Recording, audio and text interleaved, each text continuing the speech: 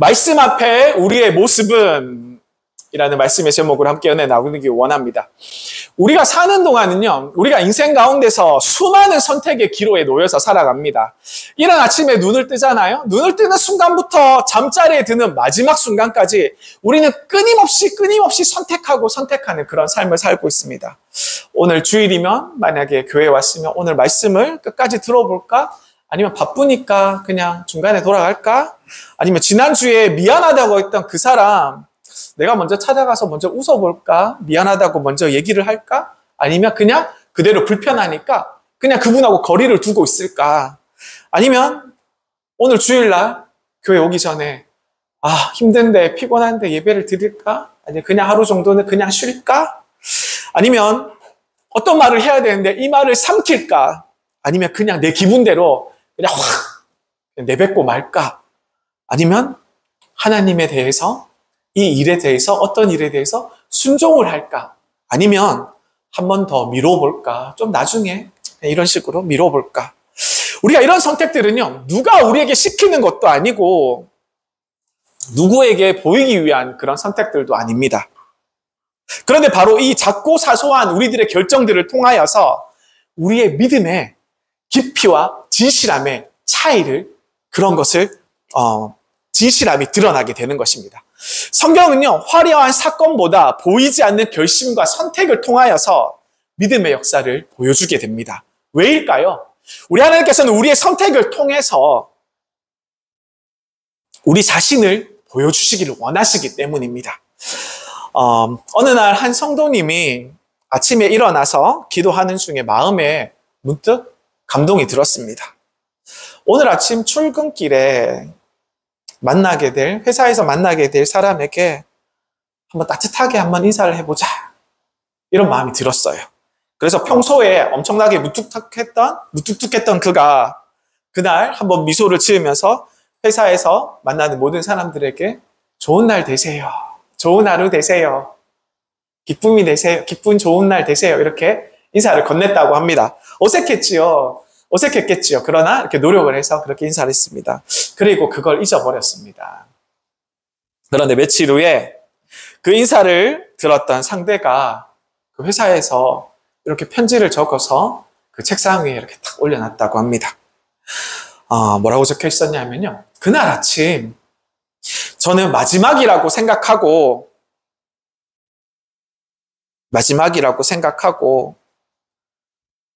직장에서 이렇게 터벅터벅 이렇게 아무 생각 없이 힘 빠져서 걸어가고 있었습니다. 그런데 당신께서 해주신 그 한마디에 제가 다시 살아보고 싶다라는 아직까지 따뜻하구나 우리 회사는 그런 마음이 들었다고 합니다. 여러분, 우리가 아무 의미 없이 생각하는 아주 작은 아주 미묘한 그런 선택 하나가 어떤 사람에게는 하나님의 손길이 될 수가 있습니다. 여러분들, 하나님께서는요, 우리의 사랑을 시험하십니다. 창세기 22장 2절 말씀에 보면 내 아들, 내 사랑하는 독자 이삭을 데리고 내가 내게 지시한 땅 모리아 땅으로 가서 그를 번제로 드려라. 이렇게 얘기하십니다. 이 구절은 성경을 통틀어서요, 성경 전체를 통틀어서 가장 충격적인 하나님의 명령 중에 하나가 아닐까 이렇게 생각이 듭니다. 근데요, 하나님은 무엇보다도 아브라함의 자존심보다 더 강한 아브라함의 사랑을 건드리십니다. 한번 이렇게 꽉 찔러 보시는 거죠. 사랑하는 독자 이삭을 바쳐라. 이 이삭이 누굽니까? 여러분들 잘 알고 있지 않습니까? 아브라함이 25년을 기다린 귀한 아들입니다. 그리고 자기 나이 100세에 사라의 태가 이미 끊어진, 자기 아내의 태가 이미 끊어진 그 상황에서 주어진 기적 그 자체가 아니었습니까? 그리고 하나님께서 친히 그를 통하여서 이 아들, 귀한 아들 이삭을 통하여서 내 자손의 하늘의 별과 같이 많아질 것이라고 약속하신 그런 존재가 이 이삭이었습니다. 그런데 지금 하나님께서 뭐라고 얘기하고 계시나요? 그 아이를 데리고 가서 내가 시키는 곳에 가서 제물로 바쳐라 이렇게 얘기하는 것입니다. 제물로 바쳐라. 이게 그 당시에 제물로 바치는 게 어떤 의미인지 아세요, 여러분? 이것은요,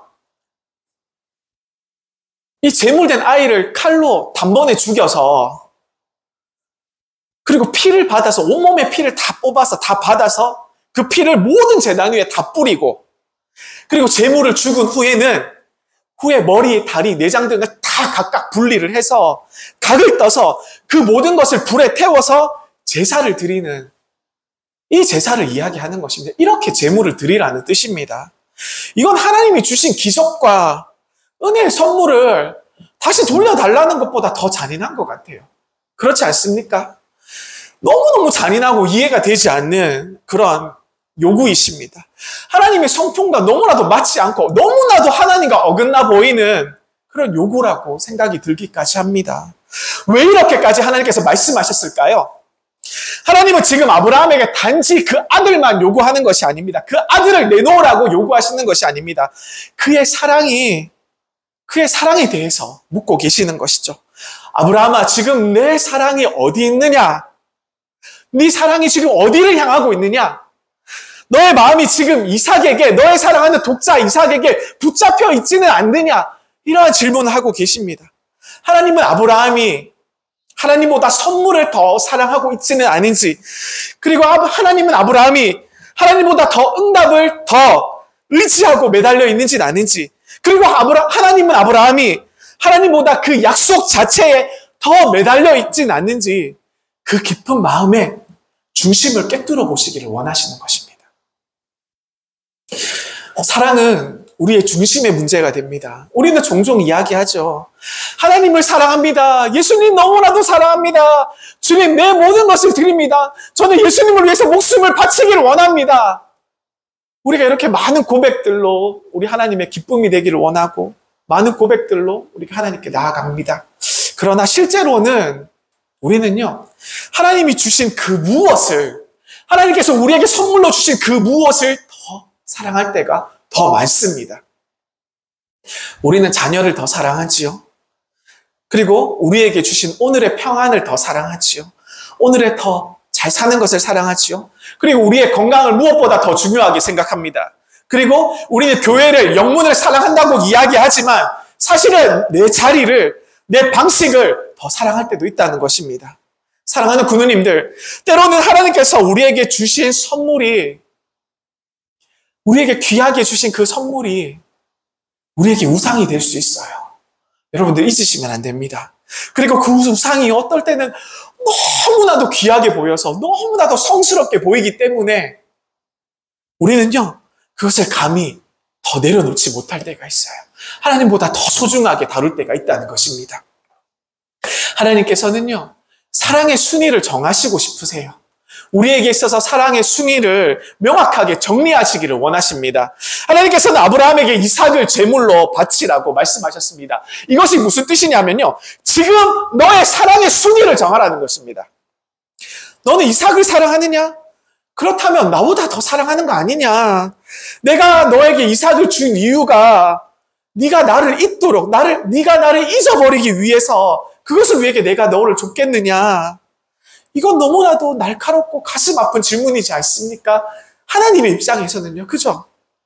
그런데 우리 삶에서 꼭 필요한 질문이기도 합니다. 왜냐하면 하나님께서는 아브라함의 마음 중심에, 하나님께서 그 아브라함의 마음 중심에 다시 오시기를 원하셨기 때문입니다. 내 사랑하는 아들이라고 표현하고 있습니다. 이 속에는요, 하나님의 진심이 담겨져 있습니다. 본문은 굳이 얘기합니다. 22장 2절에 보시면 내 아들, 내 사랑하는 독자 이삭을, 이렇게 얘기합니다.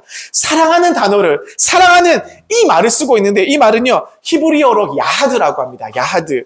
단순한 사랑하는, 우리가 어떤 무엇을 좋아할 때도 영어 표현에서는 사랑한다는 말을 쓰기도 하고요. 그리고 우리가 연인과의 관계에서 사랑한다라는 그런 표현을 하기도 하지 않습니까? 그러나 여기서 쓰는 야하드라는 이런 말은 가장 깊은 혼의 결합을 얘기하는 거예요. 가장 깊은 영혼부터의 결합, 이걸 얘기합니다.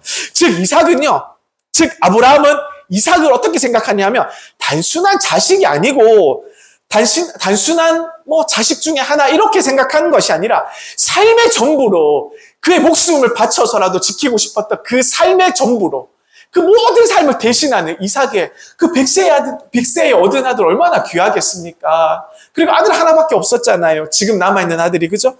그 아들을 삶의 전부로 여기면서 붙잡고 살아가고 있었다는 것입니다. 그리고 하나님께서 말씀하시죠. 그 아들을 내게 맡겨라. 사랑의 질서를, 사랑의 순서를 바로잡자. 우리 하나님께서는 이것을 우리에게 요구하고 계시는 것입니다. 하나님께서는요, 우리가 살아갈 때에 내려놓으라고 할 때가 있습니다. 잠깐 내려놔. 그만. 스탑. 일단 기다려. 내려놓고 있어. 이렇게 우리에게 요구하실 때가 있어요. 그 이유는 그분이 우리를 너무나도 사랑하시기 때문입니다. 여러분들 믿으셔야 됩니다. 여러분들 삶 가운데 여러분들의 브레이크가 걸리는 그 순간을 만날 때 우리는 좌절하잖아요. 그럴 때 우리 하나님께서 우리와 함께 하신다는 것을 여러분들 믿으시기를 간절히 소망드립니다. 그분은 우리를 그분의 가장 안전한 사랑 속에 가두어 두고 싶어 하세요. 그분의 사랑 안에 우리를 이렇게 두고 싶어 하세요. 그것이 가장 안전하기 때문입니다. 하나님보다 사랑하는 것을 우리가 쥐고 있으면 우리가 지금까지 살아왔잖아요. 우리가 너무나도 잘 알고 있지 않습니까? 그것은 결국 우리에게 있어서 언제든지 좋았던 적이 있습니까? 한 번도 없었습니다. 저는 제 평생에 그렇게 살았을 때 그것이 다 불안이 되고 두려움이 되고 그리고 그것이 저의 큰 걱정거리가 되었던 것뿐이었습니다. 하나님은 결국 우리에게 물으시는 것이죠. 너는 내가 준 그 축복을 나보다 더 사랑하고 있지는 않니? 혹시 너의 마음 중심에 이삭이 있지는 않니? 우리에게 오늘날 이렇게 우리에게 질문하시는 것입니다. 하나님께서는요, 우리의 마음을 다시 돌이키시기를 간절히 소망하십니다. 원하십니다. 아브라함에게 있어서 이삭은요, 약속의 증거였습니다. 삶의 의미 그 자체였지요. 그러나 하나님은 아브라함에게 선물을 주신 분이 더 소중하고 더 크신 분이라는 것을 직접 깨닫게 하시려고 하셨습니다. 사랑은요, 가지려고 할 때 아니라 사랑은 바쳐질 때 진짜가 되는 것입니다. 그리고 헌신은 우리의 모든 삶을 내려놓을 수 있을 때 진짜 헌신이 되는 것입니다. 그리고 믿음은 사랑의 중심에 오직 우리 하나님께서 계실 때, 오직 우리 하나님께서 살아 움직일 때 정말로 큰 믿음이 되는 것입니다. 하나님은 그 믿음을 시험하시는 것입니다. 사랑하는 우리 문경명문, 우리 군우님들, 하나님은 우리에게 때때로 한 가지 질문을 하십니다. 내가 말하면 너는 나를 믿고 곧장 따를 수 있겠니? 이렇게 질문하십니다. 이 질문은 단순해도 우리의 응답과 우리의 실천은 결코 단순하지 않습니다. 왜냐하면 진짜 믿음은요, 뭐냐 하면 머릿속에 무르익은 그런 생각과 동의가 아니라 즉각적인 순종의 걸음으로 드러나기 때문입니다. 아멘. 믿음은 언제 진짜인가요? 오늘날 우리는 성경을 많이 읽고 있습니다. 믿음에 대한 정의도 알고 있고 간증도 들으면서 자라왔습니다. 많은 설교도 들으면서 본문만 딱 주어도 이게 어떤 내용인지 우리는 알고 있지 않습니까? 그러나 하나님은 지식보다 순종을 더욱더 소망하고 원하십니다. 내가 아느냐 이런 것보다 내가 움직이느냐를 물어보고 싶어 하시는 것이죠. 그래서 믿음은 생각 속에 머무를 때 우리 생각 속에 머무를 때는 아직 준비 중인 그런 믿음에 불과합니다. 믿음이 진짜인지 아닌지를 하나님 말씀 앞에서 우리가 어떤 결정을 내리느냐에 따라서 달라지게 되는 것입니다.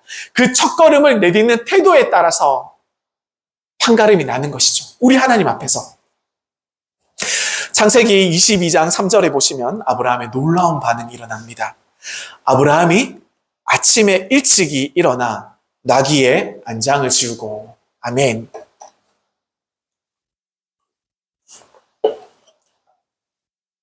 하나님의 말씀은요, 그 전날 밤에 주어졌어요. 아브라함에게 그 전날 밤에 주어졌습니다. 근데 여러분, 이 한 구절을 한번 생각해 보시기 원합니다. 조용히 다시 한번 생각해 보세요. 아침에 일찍 일어나. 아침에 일찍 일어나. 성경은 이렇게 쓰여 있습니다. 아침에 일찍 일어나. 아브라함은요, 아침이 밝자마자, 아침 해가 뜨자마자 지체하지 않고 핑계도 없이 침묵 속에서 행동으로 나아갑니다. 이거는 단순히 아브라함이 부지런하게 살았기 때문에 그의 행동이 몸에 배어서 나왔던 그의 태도가 아니에요. 이것은 그의 마음에 정리되었기 때문에, 그의 마음의 모든 문제들이 정리된 마음이 있었기 때문입니다. 하나님에 대한 전적인 신뢰가 있었기 때문에 나오는 즉각적인 순종의 표현이라는 것입니다. 그날 밤 여러분들 아브라함을 한번 상상해 보세요. 그날 밤 아브라함이 어떻겠습니까? 잠은 잘 잤겠어요? 그 밤 평안하게 눈을 붙일 수 있었을까요? 그 명령을 들은 아브라함의 마음을 우리가 한번 생각해 보기 원합니다. 뜬 눈으로 지새웠지 않겠습니까? 그리고 잠들어 있는 이삭의 얼굴을 몇 번이나 봤겠습니까? 몇 번이나 이삭을 쓰다듬지 않았습니까? 그 온몸을 만져보지 않았겠습니까? 그 아들을 몇 번이나 뒤척이며 눈을 감지 못했을 것입니다. 그리고 간절히 하나님의 뜻을 되묻고 싶었을 거예요. 하지만 성경은 아브라함의 내면의 계획에서 깊이 설명하지 않습니다. 그 대신 단 한 문장으로 그의 믿음을 설명합니다. 아브라함이 아침에 일찍 일어나 그가 곧바로 일어났다는 것은 망설이지 않았다는 뜻이 아닙니까? 말씀 앞에서 미루지 않았다는 것이 감정보다 말씀을 더 앞에 내세웠다라는 아브라함의 마음을 대변하고 있습니다. 아브라함의 믿음은 현실과 말씀 사이의 간극을 넘어섰습니다. 아브라함은 하나님의 약속을 믿었습니다. 그 약속이 이삭을 통해서 성취될 것을 알고 있었습니다. 그런데 그 약속을 주신 우리 하나님이 지금은 이삭을 바치라고 명령을 하고 있습니다. 이 상황은 논리적으로, 신학적으로도, 감정적으로도 이해되지 않습니다. 그러나 아브라함은 우리 하나님께서 말씀보다 더 크고 중요하다라는 사실을 깨닫고 믿고 있었던 것이죠. 그래서 그는 현실과 하나님의 말씀 사이의 간극에서, 그 틈 사이에서 즉시 순종이라는 다리로 이것을 건너갔다는 것입니다. 이 즉시 순종 너무나도 놀랍지 않습니까? 히브리서 11장 19절에 이렇게 얘기합니다. 그가 하나님이 능히 죽은 자 가운데서 다시 살리실 줄로 생각한지라. 이렇게 이 믿음에 대해서 이 히브리서 기자는 이렇게 해석을 하고 있습니다. 그가 하나님께서 능히 죽은 자 가운데서 다시 살리실 줄 믿으신지라.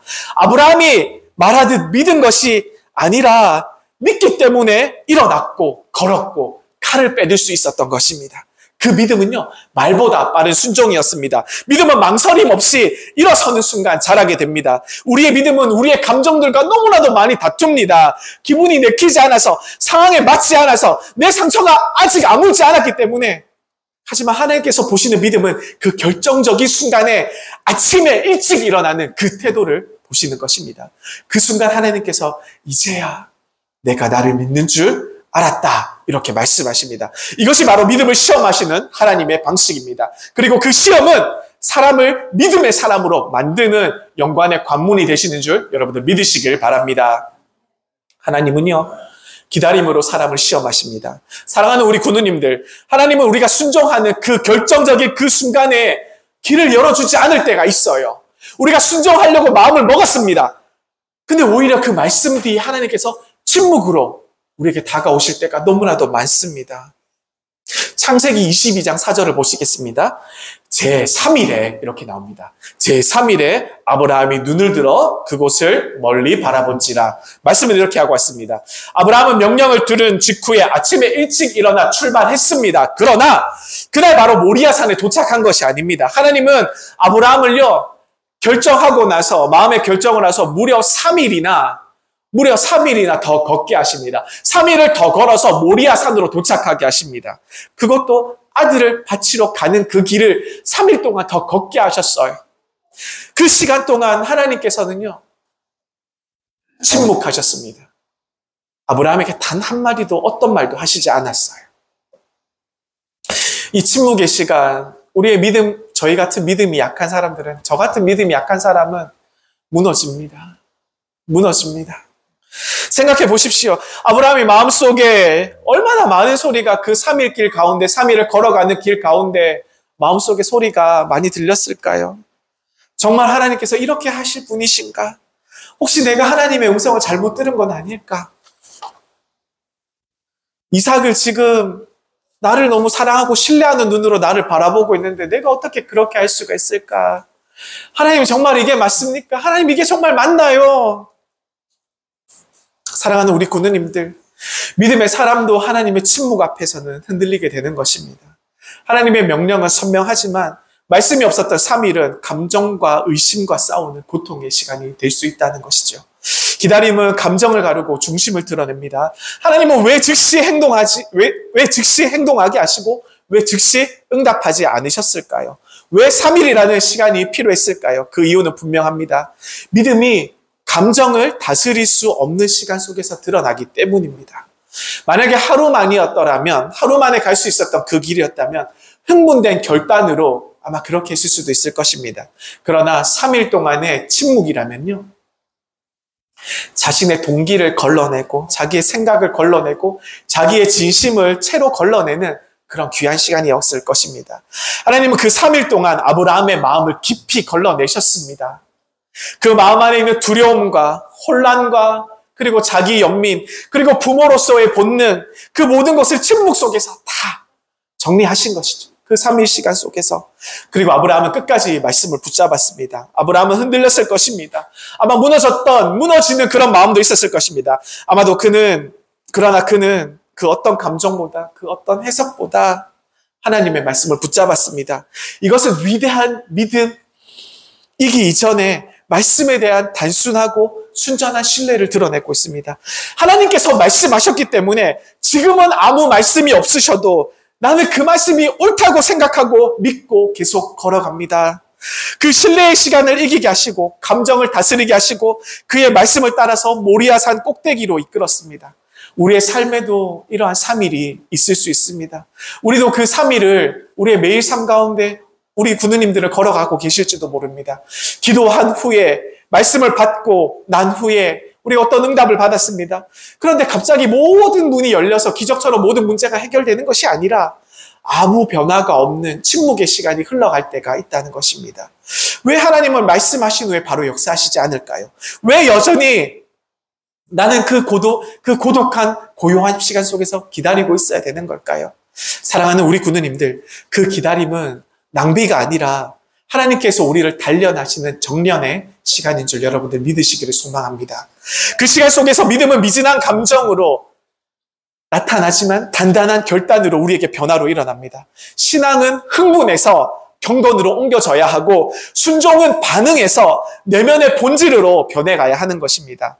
하나님은 침묵 속에서 가장 깊은 일을 하셨습니다. 아브라함은 모리아 산까지의 길에서 하나님께서 말씀하시는 분으로만 믿지 않았습니다.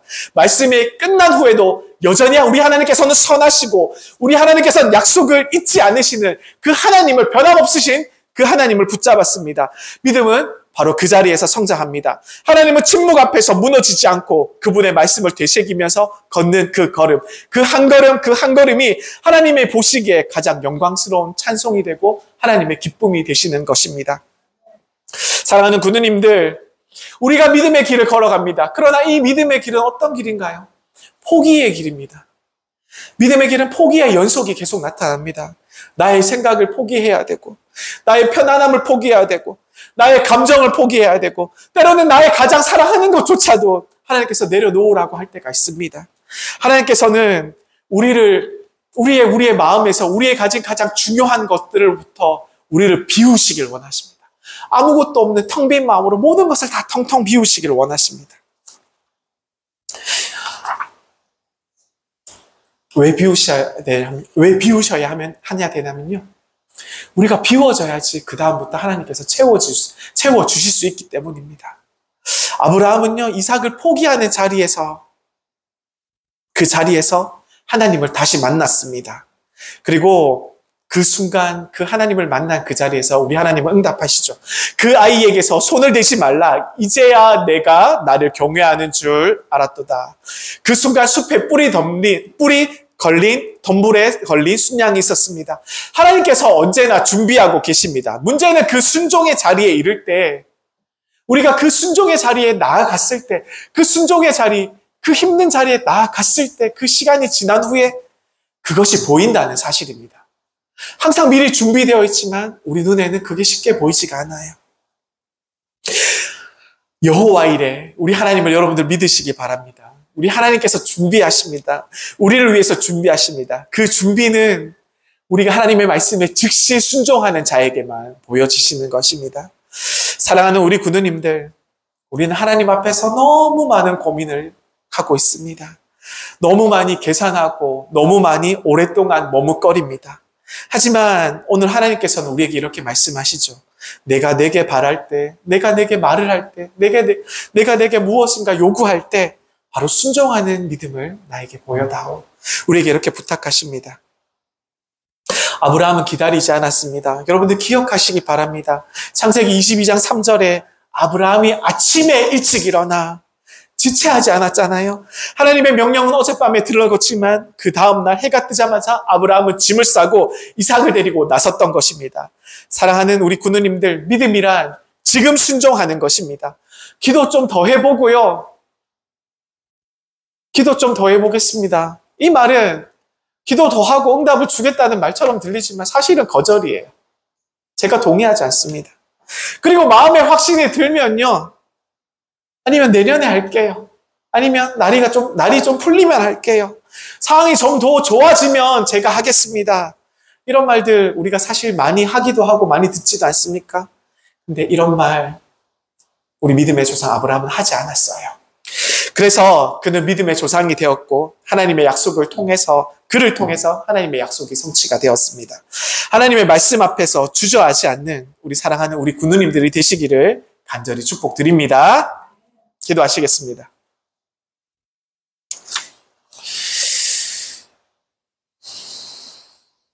하나님, 오늘도 저희를 말씀 앞에 불러주시고 믿음의 조상이 된 아브라함의 순종을 통해서 우리의 믿음을 비추어 보게 하심에 감사합니다. 아버지 하나님, 우리의 삶의 모든 선택 앞에서 말씀을 붙잡고 감정보다 우리가 순종함으로 주님께 나설 수 있도록 도와주세요. 즉시 일어나서 지체하지 않고 하나님께 달려나가는 믿음의 사람이 되길 원합니다. 하나님, 가끔 이 3일의 시간 동안 지체하시고 침묵할 때도 있습니다. 그러나 우리의 모든 것을 더욱더 내려놓게 하시고 그 시간 동안 하나님의 질서와 하나님의 사랑을 회복하고 하나님의 사랑의 질서를 체계를 잡고 순위를 바로잡는 저희들이 될 수 있도록 주여 인도하여 주옵소서. 여호와 일에 하나님을 순종합니다. 여호와 일에 하나님을 신뢰합니다. 말씀 하나로 걸어가는 믿음을 우리에게 주시옵소서. 주님 감사합니다. 예수님의 이름으로 기도드립니다. 아멘.